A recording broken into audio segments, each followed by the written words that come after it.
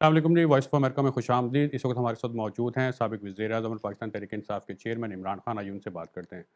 पाकिस्तान में जो है अब इंतखाबात के लिए मुसलसल मुतालबा है आपका और कोशिश भी करें। जब भी इंतखाबात होते हैं, तो आपका असल मुकाबला नून लीग के साथ होगा या एस्टेब्लिशमेंट के साथ होगा? देखिए, इस वक्त तो नून लीग, पीडीएम और इस्टेब्लिशमेंट सब एक तरफ खड़े हैं। तो ज़ाहिर है अभी तक जो हमने बाई इलेक्शंस लड़े हैं, जब से हमारी गवर्नमेंट गिराई है इन्होंने, और वो भी इन सब ने मिल के गिराई थी। और वो तो अब एक जनरल बाजवा का कोई एक उन्होंने सहाफ़ी को बयान भी दिया है कि हमने किस वजूहात से गिराई थी गवर्नमेंट, तो वो मान गया है रजीम चेंज का। तो इन्होंने मिल के गिराई थी, उसके बाद सब इकट्ठे रहे। हमने 36 बाई इलेक्शंस में से 29 जीते, इन सब को हरा के। ये सब एक तरफ खड़े थे और हमने उनको हराया। और लग रहा है कि अभी भी जो इलेक्शंस होंगे ये सब मिलके हमारे खिलाफ लड़ेंगे। आप जब से हुकूमत से निकले हैं और जब से असम्बलियाँ तहलील हुई है, आप मीडिया की हेडलाइन तो बन रहे हैं, लेकिन आपको नहीं लगता कि आप अपने सियासी अहदाफ नहीं हासिल कर सके, जो कि आपकी एक सियासी नाकामी है, सियासी मुखालफिन समझते हैं? देखिए, इस वक्त तो हमारी एक ही कोशिश थी, साफ और शफाफ इलेक्शन। साफ इलेक्शन तो हो नहीं सकते और शफाफ इलेक्शन हो नहीं सकते यहाँ, लेकिन इलेक्शंस हो सकते हैं, क्योंकि इलेक्शन कमीशन भी इनके साथ ही खड़ी हुई है, एस्टेब्लिशमेंट इनके साथ है, पार्टीज इनके साथ है।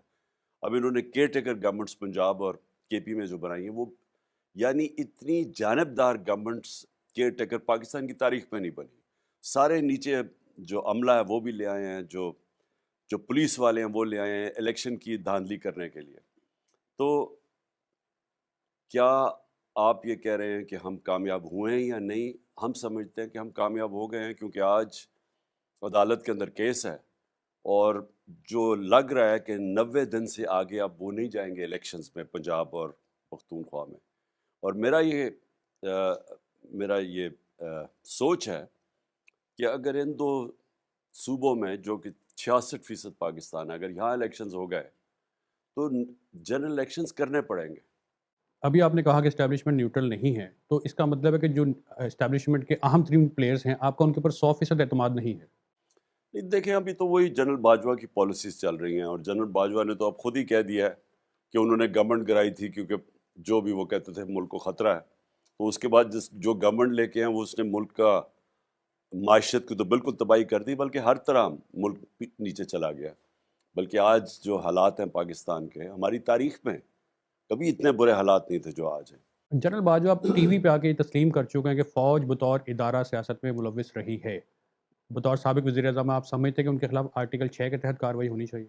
देखिए, इनके ऊपर बिल्कुल अब बल्कि फ़ौज के अंदर बैठ के इनके ऊपर इंक्वायरी होनी चाहिए कि इनके अपने बयान जो इन्होंने दिए हैं, और बड़े फ़ख्र से और बड़े एक तकब्बुर से, कि मैंने फ़ैसला किया कि मुल्क के ये हालात थे, जिस तरह के वो कोई माशियत के एक्सपर्ट्स हैं।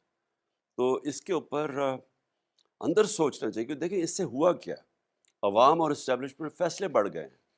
जो सारी कौम समझती थी कि इन्होंने जनरल बाजवा की वजह से ये गवर्नमेंट गिरी है, वो अब उन्होंने खुद ही तस्लीम कर लिया है।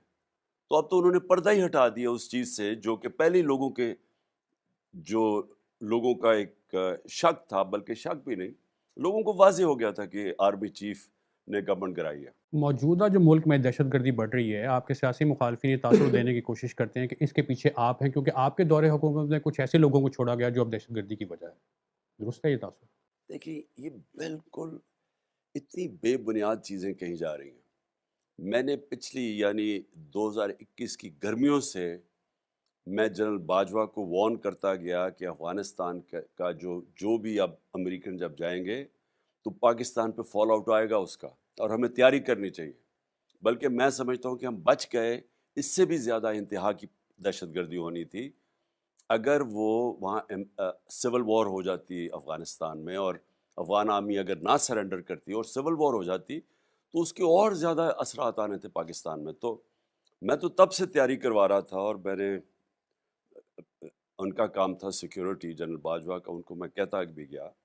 मैंने अपनी सारी कैबिनेट को बताया कि हमारे लिए बड़ा मुश्किल टाइम है और हमें तैयारी करनी चाहिए। तो हम बिल्कुल यानी इसके ऊपर मीटिंग्स भी हमने की। हमारी सोच ये थी कि जब ये आएँगे टीटीपी पाकिस्तान, क्योंकि जब तालिबान ने टेक ओवर किया तो उन्होंने पाकिस्तान आना था। 30-40 ہزار لوگوں نے ان کی فیملیز ملا کے. تو تب سے ہمارا یہ سوچ تھی کہ اگر ہم نے ان کی ری سیٹلمنٹ اور وہاں کے مقامی لوگوں کے ساتھ مل کے ان کے ساتھ بیٹھ کے نہ کی، اس کے برے اثرات آئیں گے.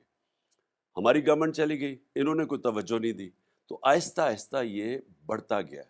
اور خاص طور پہ پختونخوا کے اندر لوگوں کو اس وقت خوف ہے کہ یہ پھر پرانے زمانے کی دہشت گردی نہ شروع ہو جائے. جنرل باجوہ کامیاب آرمی چیف تھے یا نہیں؟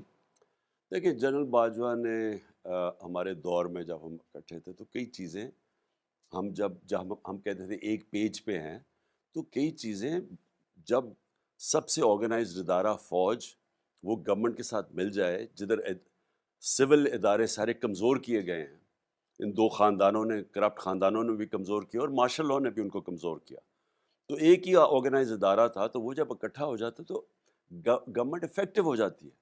لیکن جو انہوں نے یہ سازش کر کے رجیم چینج کی، جو رجیم چینج کرنے سے سال پہلے انہوں نے سازش شروع کر دی تھی، اس کی وجہ سے بہت آج پاکستان میں جو بحران ہے اس کے وہ ذمہ دار ہیں. ایک عوامی تاثر ہے کہ جو آپ کی اور پریزیڈنٹ ٹرمپ کی جو ایک فریکوینسی تھی، وہ ایک اچھے تعلقات تھے، وہ جو بائیڈن کے ساتھ نہیں بن سکے. اس کی کیا وجہ ہے کہ کیوں نہیں بن سکے وہ تعلقات؟ میرے خیال میں افغانستان تھا اس میں، کیونکہ مجھے لگتا ہے کہ جو بائیڈن جب افغانستان سے وڈرال کا ٹائم تھا، وہ ایک ان کے اندر تاثر پایا جا رہا تھا کہ پاکستان ذمہ دار ہے کہ امریکن نہیں کامیاب ہو سکے افغانستان میں. ان کے اندر ایک بہت تاثر تھا ان کی گورنمنٹ کے اندر. میرے خیال میں اس کی وجہ سے وہ کوشش تھے، تو اس لیے میرا کوئی رابطہ ہی نہیں ہوا. جیل برو تحریک چل رہی ہے، کیا آپ جیل جانے کے لیے تیار ہیں؟ دیکھیں، ہم سب کو یہ جہاد کے اندر، یہ جہاد ہے اس وقت. ایک ملک کے اوپر فیشزم امپوز کی جا رہی ہے. کبھی اتنا تشدد کسی پولیٹیکل پارٹی کے کارکنوں میں ہوا ہی نہیں، مارشل لاء میں بھی نہیں ہوا. میں جنرل باجوہ، جنرل مشرف کی، میں ان کی سخت اپوزیشن کرتا تھا. مجھے جیل میں بھی ڈالا 8 دن، لیکن میں نے کبھی اس طرح کی فیشسٹ ٹیکٹکس، جو انہوں نے سارے بنیادی حقوق ہمارے ختم کیے، جس طرح تشدد کیا گیا، کارکنوں کو جیلوں میں ڈال کے انہوں نے تشدد کیا، ہمارے لیڈرز کو، شیخ رشید کو، اس کو اعظم سواتی کو، شہباز گل کو، فواد چودھری کو، اس کے علاوہ صحافیوں سے جو کیا، ارشد شریف کا جو قتل کیا، ایسا تو کبھی پاکستان میں پہلے نہیں ہوا. تو جو بنیادی حقوق ہیں ہمارے، ان سارے حقوق کی انہوں نے خلاف ورزی کی، اور یہاں کوئی کسی قسم کی پروٹیکشن نہیں ہے. تو ہم نے اس لیے فیصلہ کیا کہ بجائے یہ ہمیں سپریس، دبائیں اور دھمکائیں، دو طریقے ہیں نا، یا انتشار کی طرف نکل جائیں، توڑ پھوڑ ہو، اور یا پھر ہم پرامن ایک نان وائلنٹ طریقہ جو ہے جیل بھرو طریق، تاکہ ان کو ہم ایکسپوز کریں. اگر آپ گرفتار ہوتے ہیں تو کیا اسی جیل میں رہنا پسند کریں گے جس میں نواز شریف کو رکھا گیا تھا؟ دیکھیں، مجھے تو کوئی فرق نہیں پڑتا گرفتاری کا. میرے اوپر تو قاتلانہ حملہ ہوا ہے، تو میں تو ایک دوسری زندگی ہے میری.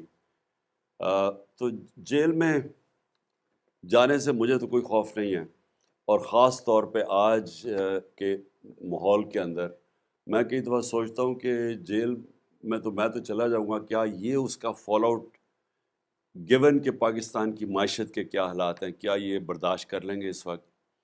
اور مجھے لگ ایسے رہا ہے کہ ان کو صرف اور صرف ڈر لگا ہوا ہے کہ کسی نہ کسی طرح عمران خان کو الیکشن نہ لڑنے دیا جائے، چاہے جیل میں ڈالو، چاہے ڈسکوالیفائی کرو، کیونکہ سب مل کے بھی خوف زدہ ہیں کہ جب بھی الیکشن ہوں گے یہ سب ہار جائیں گے. وائس آف امریکہ کو ٹائم دینے کا بہت شکریہ.